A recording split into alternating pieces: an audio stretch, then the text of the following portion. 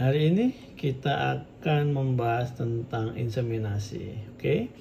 Apa sih inseminasi itu? Inseminasi itu adalah teknik untuk membantu proses reproduksi dengan cara memasukkan sperma ke dalam rahim istri dengan menggunakan alat khusus namanya kateter. Oke.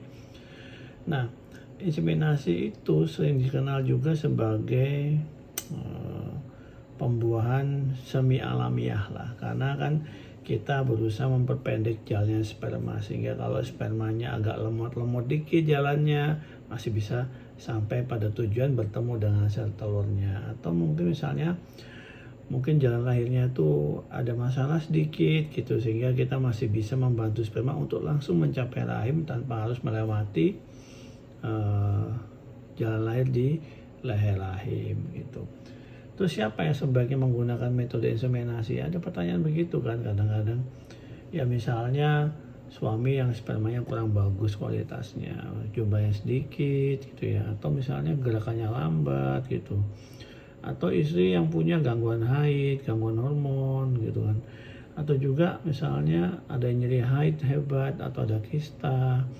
Terus bisa juga yang istri yang mengalami alergi sperma suami gitu, atau mungkin istri yang normal, suami yang normal tapi kok nggak hamil-hamil, itu juga bisa pakai tindakan pertolongan untuk punya anak dengan cara inseminasi. Lalu bedanya apa inseminasi dengan bayi tabung?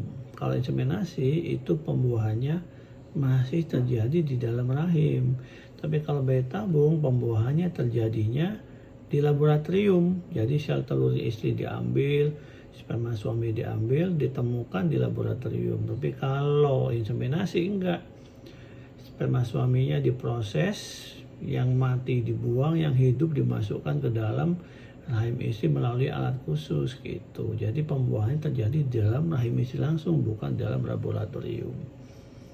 Lalu apa tahapan inseminasi? Misalnya pertama-tama ya kita otomatis semua program hamil pasti kita harus cek lab dulu, periksa laboratorium, habis itu kita periksa HSG ya istri, periksa sperma suami dan terusnya. Nah habis itu kita mulai melakukan yang namanya stimulasi dari sel telur.